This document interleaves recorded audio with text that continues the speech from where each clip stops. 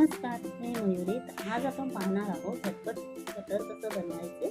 चला तर मग सुरुवात करूया. सुरुवातीला आपल्याला 1 वाटी तूप घ्यायचे आहे.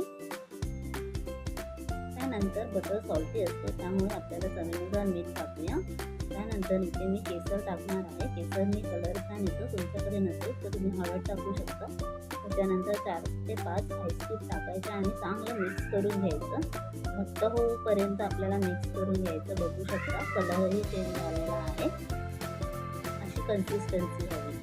आता हे आपल्याला सेट होण्यासाठी ठेवायचं आहे.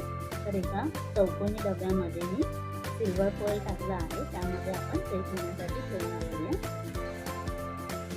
1 ते 2 तासासाठी आपल्याला हे फ्रीजमध्ये ठेवून द्यायचं आहे. अतिशय सोपं आणि टेस्टी असं हे बटर होतं.